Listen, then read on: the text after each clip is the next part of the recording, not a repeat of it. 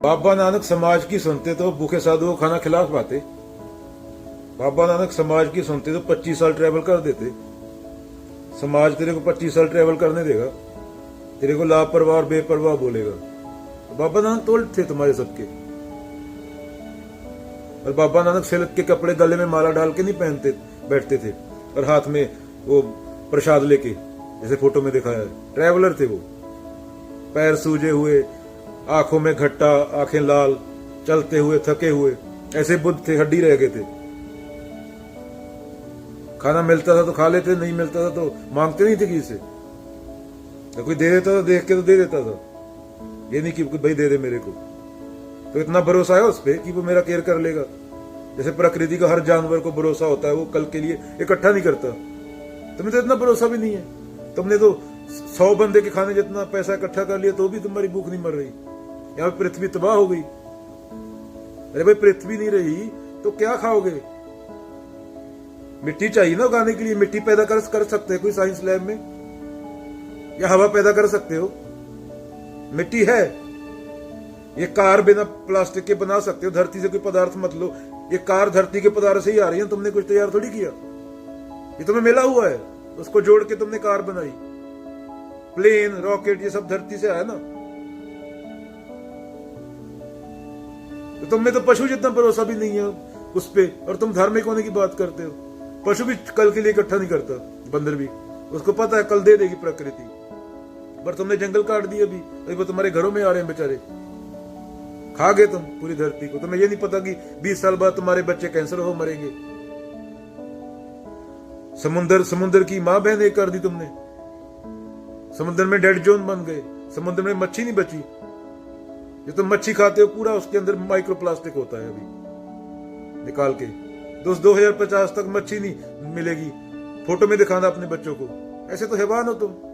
और तुम्हारा समाज बातें इसकी करता है धार्मिक होने की। टट्टू का धार्मिक।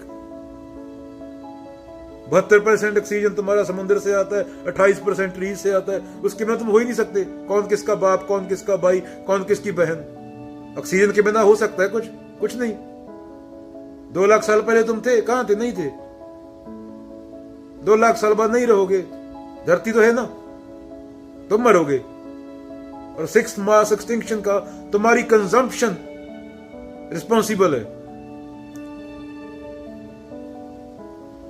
मरने के बाद कौन किसका बाप होता है, कौन किसका बेटा, कौन किसकी बहन, कौन किसका रिश्तेदार, कौन किसका दोस्त, तो ये सोचना पड़ता है ना।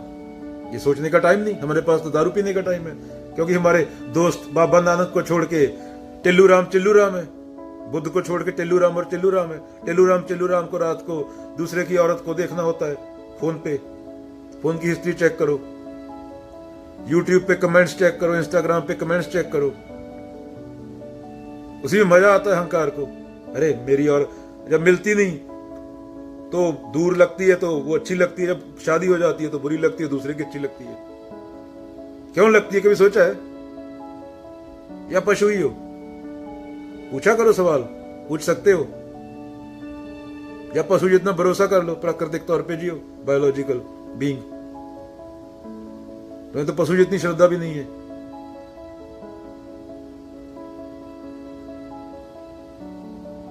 मौत याद रखो, मौज साथ रखो। अगला पल हो नहीं हो क्या पता। कल दूसरे गैस स्टेशन पे गोली चल गया, 2 बंदे मर गए। इंडियन कहाँ है वो? किसके बाप थे, किसके बेटे थे, किसकी मां थी, किसकी बहन थी, कौन थे वो? खत्म। 30 साल की उम्र में, 35 साल की उम्र में दोनों ठोक दिए किसी ने आके। तो 40 साल बाद तुम भी नहीं होगे ना। जो तुम मेरा कर रहे हो ना, ये तुम्हारा होएगा। ये तुम्हारा बुलेखा है पूरा, इसको निकालो। जिंदगी तभी जी जाती है अवलोकन करके। ये कंडीशनिंग से निकलना बहुत मुश्किल है, जो तुम्हारे दिमाग में भर दिया। इसलिए बोलता हूं बच्चे पैदा करना बहुत जिम्मेदारी का काम है। एक बच्चा जब पैदा होता है तो जितना वो कंज्यूम करता है, जैसे पशु पैदा होता है प्रकृति से लेता है उतना ही वापस दे देता है, उसकी फिर खाद बन जाती है। जब इंसान का बच्चा पैदा होता है तो वो लाखों पेड़ों, पौधों, प्राणियों की मौत का कारण होता है। तो उस पे पैदा होने पे खुशी मत मनाओ। जब 1 बिलियन था तब खुशी मनाना सही था, आज 8 बिलियन है।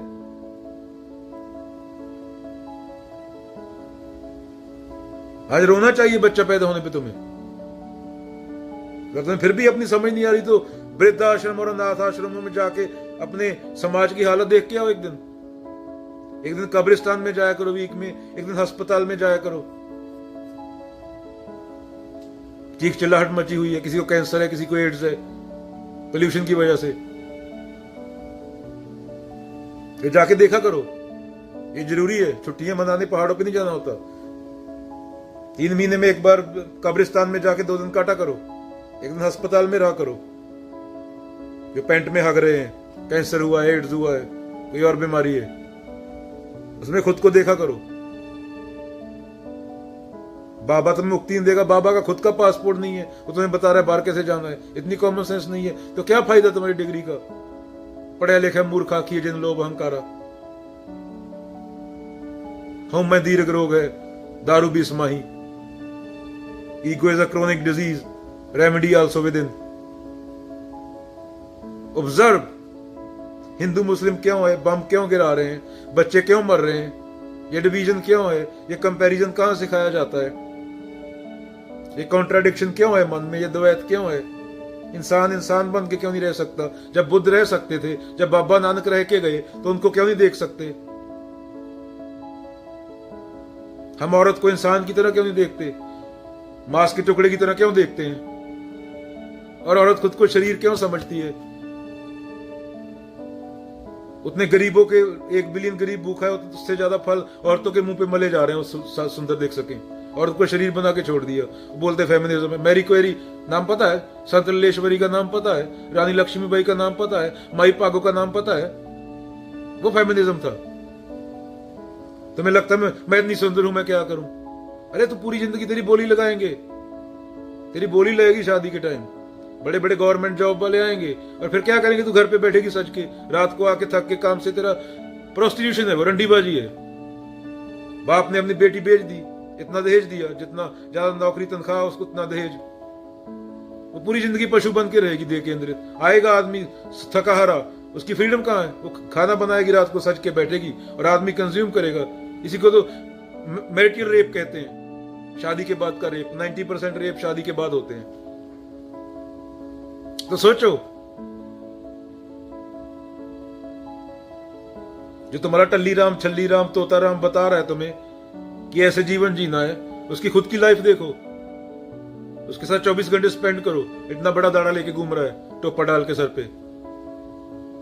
24 घंटे स्पेंड करोगे और फिर आके धम्मपद पढ़ो बुद्ध का। अवलोकन करना होता है, कर सकते हो, क्योंकि सफर तुम कर रहे हो, जानवर सफर नहीं करता। तुम शरीर से बढ़ के कुछ हो, चेतना हो, तुम्हें कुछ और चाहिए। इसलिए तुम पैसा कमा रहे हो, पावर, सेक्स, रॉकेट, ये सब तुम ही ने बनाया ना। जानवर तो जंगल में घूम रहा है। अगर कुछ नहीं चाहिए होता और तो जंगल वाला हु पत्ते डाल के कर रहे होते, तो वो तो फिर ऐसे ही होएगा। शांति तो, परम शांति तो ऐसे ही मिलती है। मेरा मुझ में कुछ नहीं, जो कुछ है सो तेरा, तेरा तुझको सौंप के क्या लागे मेरा। Whatever in mine is yours, nothing belongs to me. If I give what already belonged to yours, what's wrong in it? तो जानने वाले तो बता गए, एक सत्य है, वो तुम्हारे बिग बैंग से पहले भी था। तुम्हारे बिग बैंग जब खत्म हो जाएगा, दोबारा होएगा, वो पता नहीं क्या होगा, वो तब भी यूनिवर्स एक्सपेंड हो रहा है, वो तब भी होएगा। कर्ता भाव कृष्ण, निष्काम कर्म कृष्ण। तुम्हारे तो चलता ही कामना से, और तुम खुद को हिंदू और सिख बोलते हो। ना तू करता है, ना निष्काम कर्म है। कामना करने वाला तुम्हारा बैठा हुआ है, वो बोलता है मैं ही कर रहा हूं, धरती को मार रहा हूं। अगले पल सांस नहीं आई तो 4 मूर्ख रोएंगे, करने वाला वो था। 4 मूर्ख उसको जाके जलाएंगे, 2 दिन रोएंगे, फिर 4 मूर्ख समझेंगे मैं करने वाला हूं, मैं बड़ा हूं, ये छोटा है, ये मिट्टी है, मैं इंसान हूं। मिट्टी की पड़ गई, झाड़ो उसको। माटी कहे कुमार से, तू क्या रोने मुझे, एक दिन ऐसा आएगा मैं रो दूंगी तो। मिट्टी और कुमार का फर्क तुम्हारे मन में है, क्योंकि तुम थॉट के जरिए मिट्टी को देख रहे हो। इस पल में मिट्टी और तुम में कोई फर्क नहीं है। अगर इस पल में हो तुम, और तुम्हारे पास यही पल है, और तुम जीते ही नहीं, जिंदा ही नहीं हो तुम होते ही पास्ट में हो, जैसे पहले बोला।